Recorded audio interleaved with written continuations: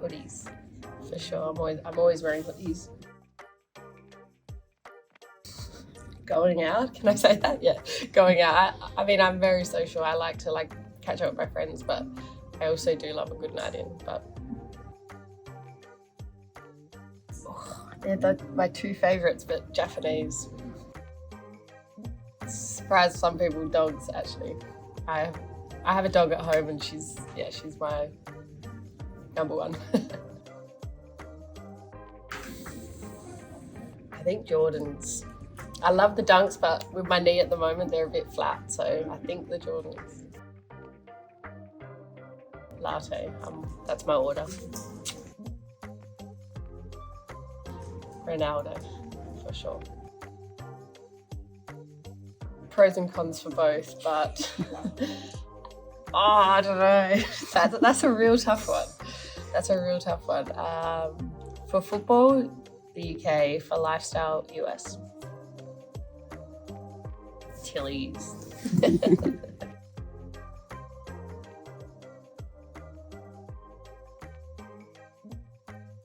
I guess the more my style has changed, I guess the more comfortable I've just got in being myself. I think back in the day when I was young, I used to kind of try and fit the girly mold, and I think as I got older and more confident, I just allowed myself to wear stuff that I felt good in, to be honest. And I think everyone always asks me what's my style, and I think the first word that comes to me is tomboy. I love that that look. And back in the day, that was kind of oh, you're wearing boys or girls clothes, whereas now it's everyone's kind of wearing gender neutral clothes, which I think suits my style. So I think the last few years especially, I've been able to kind of dabble in different things that maybe back in the day I wouldn't have.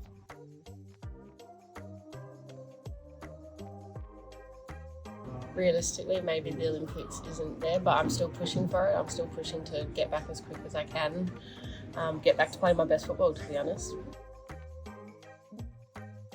Probably at the start of our careers it was a bit weird, but I think now we play each other so often, we're all accustomed to going against each other. And I think the cool thing about Aussies is we have a super close bond, which we have a lot of respect for each other. So after the game, we normally hang out, to be honest, or catch up. I know the other day after we played Arsenal in the Conti Cup final, I made sure I went and congratulated the girls. There's a lot of mutual respect there, but also we're friends. So I guess on the pitch we're competitors, but after the game it's we're best mates from 13, 14. I think the innovation that Nike has, for me, is really important. I think maybe fans and people on the outside don't notice how big a difference those things can make, especially in the kit, the materials you're wearing, definitely the socks, the boots for sure.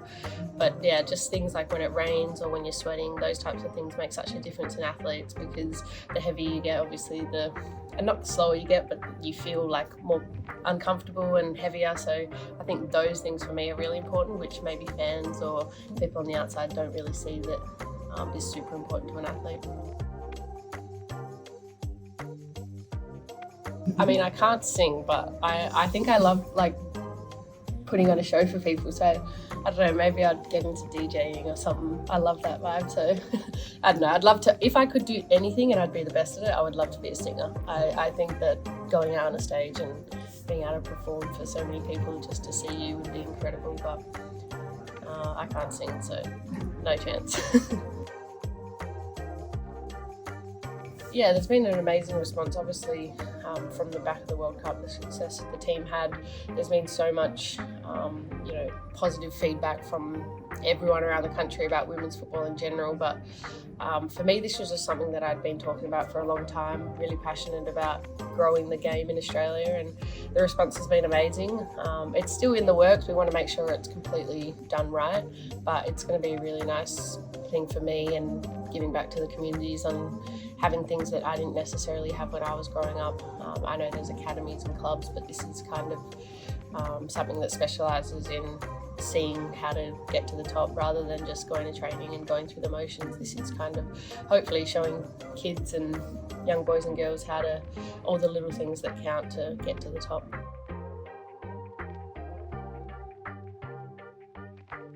That thought for me is still a while away. I'm very like live in the moment type of person. I want to keep playing for as long as I can, and I've still got so many years ahead of me.